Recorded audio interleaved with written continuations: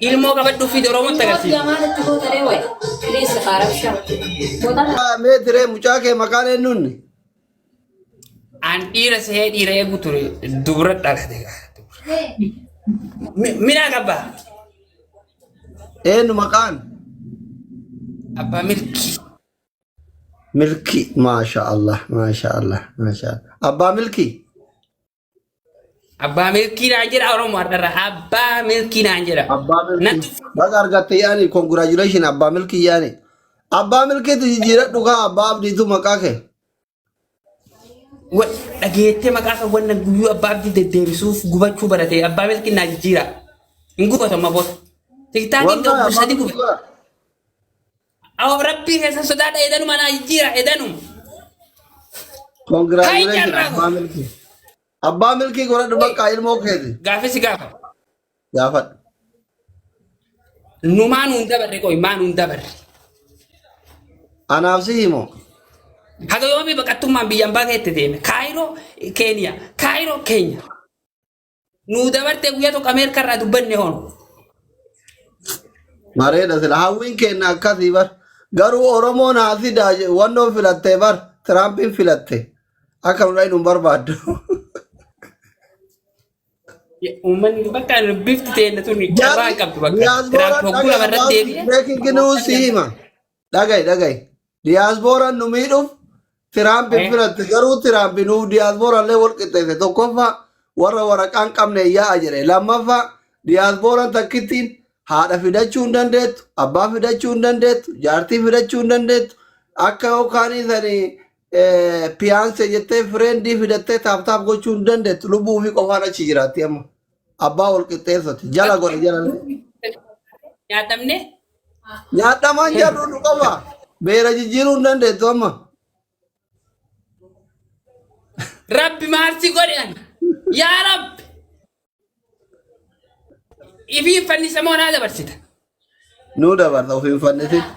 Laa taqnatu min rahmatillahi. Haraam jetti jaartiin ta'e kitaaba beeyti sheeka. Itti himi uummata kana. Awoo kiyya itti raampu wanti xiqqoo haganaa keessaa maal godha wanti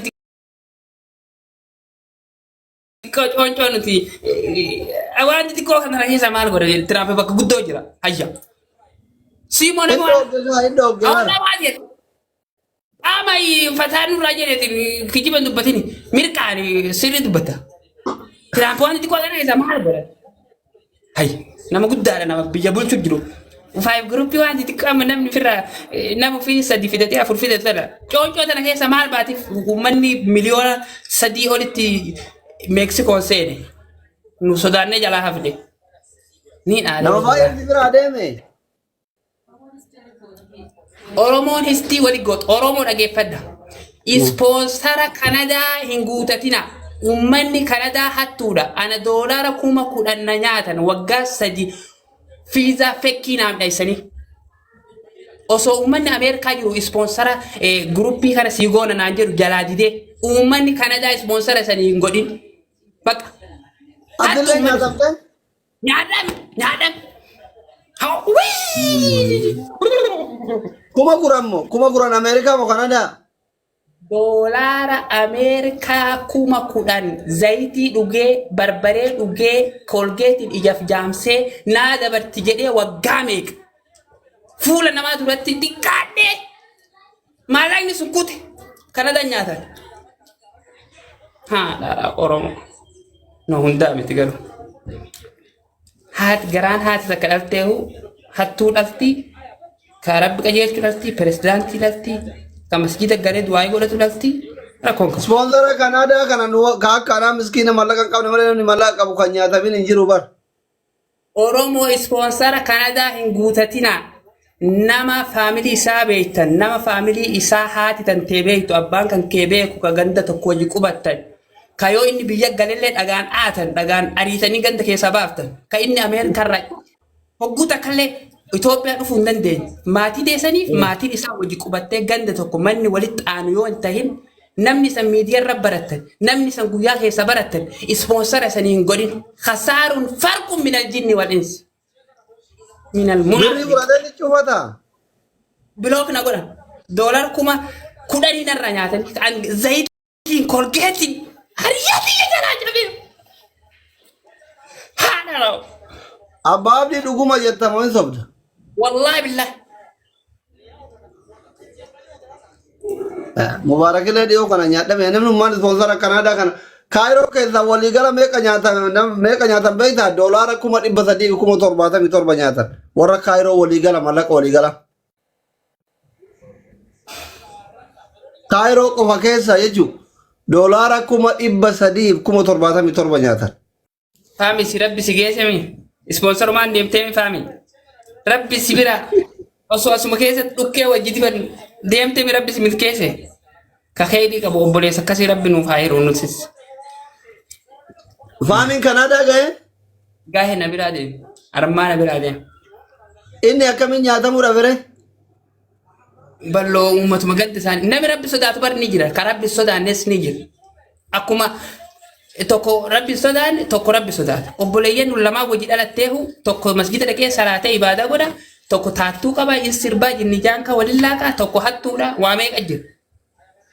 Qoy yeroo tokko ispoonsara siigoon inni gisee dhukkube jedhee onlaayinii raafadde tokko baa ispoonsarri sun kan mallaqaati moo katolaati gasti katira diyaasporaan abbaa abdii baafachuu qabnaa akka addunyaatitti he is funny guy jedhanii waa'ee kee haasayaan turre ingiliffa kanaan diyaasporaan he is funny guy international funny minaamin jedhanii ingiliffa kanaan gasti katira haasayaa turan san yeroo san keessa dhaamta akkuma godhanii. Amata sadi amata afur kijibu ture amma dhugaa dubbanne. Hogguu akkasitti jalqaba Jaanuwaarii 2024 ispoonsara walii siif goona carraa kana fayyadam jedhanii jaalalloon faan namni hiriyoonni kiyya meeqa na kadhachuu turan. Kana darraa naa godhu jiran jedhee jalaa didee bilookii godhe jara hundaa'u. Akkamitti atiin misii fuujii nama Ameerikaa jiru bilook godhe. Waan na nyaatanii kutanii amma jilbiinfadhee isaan kadhachuu jiru rabbii keessan sodaadhaa jedhee. Cileen bishaan buuta akkami ganaa deddeebitee bobeetti. Carraan akkanaa iyyuu sadi mudatiin Oromoo. Namichi birrii ergite maal siin jira yoo gaafattu? Bilookii na godhe eessaan argadha. Guyyaa keessa wal barbaadee mana isaanii hin beeku, faamilii isaanii hin beeku, ganda sanii qofa beeka bakka. Biyya sanii dhaladhee malee garaa kiyya laafinni hogguuta akka barsiimiidha. Oromoo salaam alaikum. Alaikum assalaam. Kanaadaa hin guutatina nama amantan malee nama amantan jechuun fakkeenyaaf hadeera keessan obboleessa keessan ka wajji dhalattan ka maatii isaa bakka beeytan ka bakka inni itti dhalate mana isaanii faamilii teetiif ta isaallee beeytu yoo hin ta'in nama guyyaa keessa wal barattan ni kasaartanii hin guutatina hireen sun isinirraa haaftu ni naare nagaatti. Salaam alaikum. Qoy. Subhanallah. Sponsora Kanaadaa kan namni mallaqa qabu kan nyaatamin hin jiru warra mallaqa qabne miskiina akkanaa kana mala. Yeroo tokko edaa bakka akka hirumaa fawaayidhi birrii si dhooggata. Ani gaafuma diyaaspooraan mana kanatti jallattee leenca ol darbuu dhiifte gaafuma adabbii na jibbisiise rabbi kisaaraa naan dide. Alhamdulillah. Warra birrii keessa nyaatamtellee rabbi sinaa garuu hunda caalaa kan nama gadhiisumaa hin beektani ijoollee amma feemasoota barbaree dibattee daaraa dibattee wala coggaarraa jaraati itti nafne seeftii jaraati itti nafne maallaqa jaraati hin nafneef ispoonsaraa hin taaneef laa ilaaha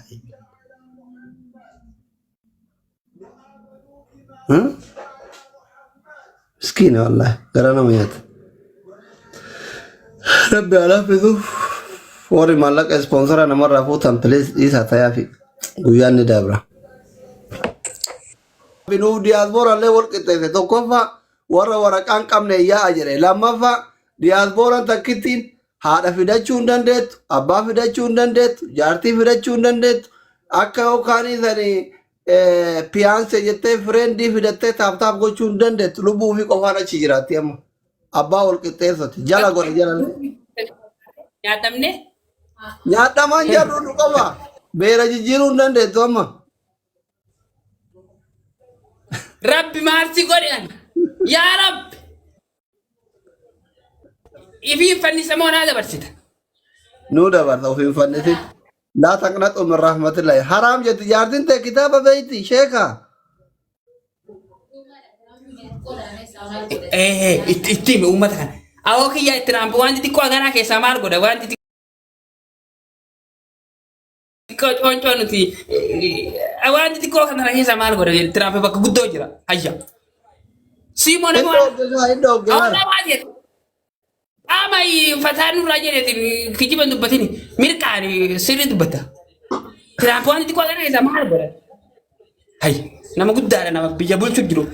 Five group waan di tikam namni firra namu fi sadi fidati afur fidati tala coonco tana keessa maal baati ummanni miliyoona sadii olitti Mexico seene nu sodaanne jala hafde ni dhaale نما باير دي برا ديمي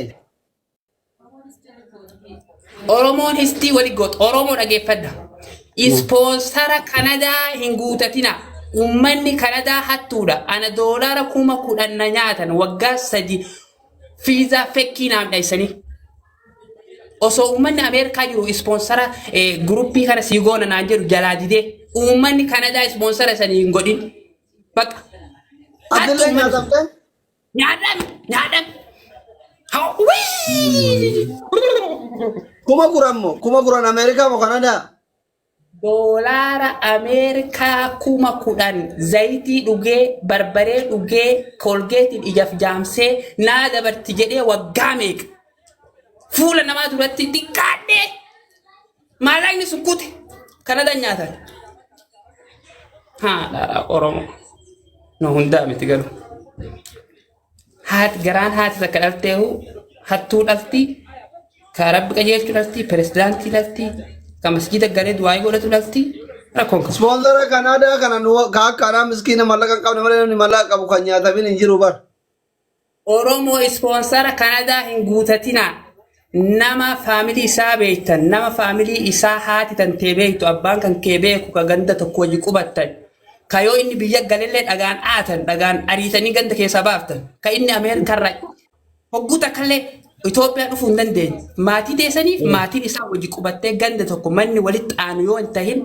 namni san miidiyaarra baratan namni san guyyaa keessa baratan ispoonsara sanii hin godhin khasaaruun farqun minal jinni wal insi minal بري munaafiq برادة شوفتا bilook na godhan doolar 10,000 narra nyaatan kan zayitiin kolgeetiin hariyyatii jalaa jabee haadha raw أباب دي دعوما جت مين صبت wallahi billahi مبارك الله ديو كنا نياتا مين نمن مان سبونسر كندا كنا كايرو كذا ولي قال ميكا نياتا ميكا نياتا بيتا دولار كوما إبسدي كوما ترباتا ميتور بنياتا ورا كايرو ولي قال ملك ولي قال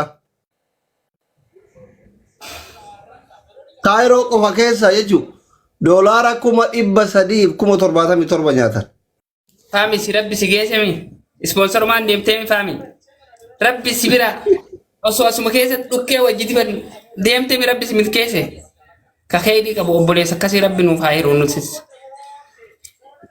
فامين كندا جاي gaahee na biraa deemi armaa na biraa deemi إني أكمل نياتا مرافره balloo uummatuma ganda isaanii namni rabbi sodaatu bar ni jira ka rabbi sodaannes ni jira akkuma tokko rabbi sodaan tokko rabbi sodaata obboleeyyan nu lamaa wajji dhalatteehu tokko masjida dhaqee salaatee ibaadaa godha tokko taattuu qaba in sirbaa jinni jaanka waliin laaqa tokko hattuudha waa meeqa jira Koi yeroo tokko sponsora sigoone inni gisee sirriikkube jedhee online raabadde tokko baa sponsora sun kan mallaqaati moo katolaati gasti katira diyaaspooraan abbaa abdii baafachuu qabnaa akka addunyaatitti he is funny guy jedhanii waa'ee kee haasayaan turre ingiliffa kanaan diyaaspooraan he is funny guy international funny minaamin jedhanii ingiliffa kanaan gasti katira haasayaa turan san yeroo san keessa dhaamta akkuma godhanii.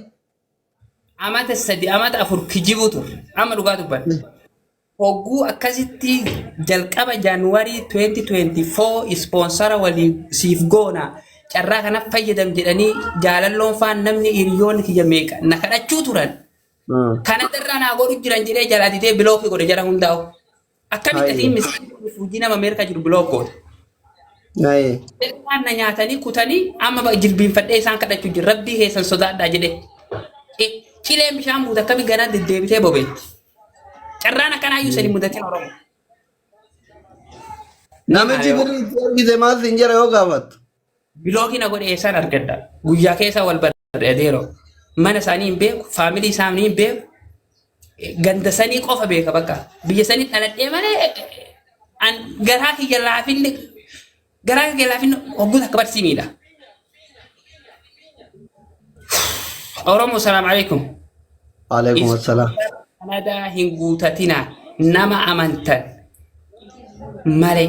Nama amantan jechuun fakkeenyaaf hadeera keessan, obboleessa keessan, ka wajji dhalattan, ka maatii isaa bakka beeytan, ka bakka inni itti dhalate mana isaanii faamilii teetiif ta'e isaallee beeytu yoo hin ta'in nama guyyaa keessa wal barattan ni kasaartanii hin guutatina.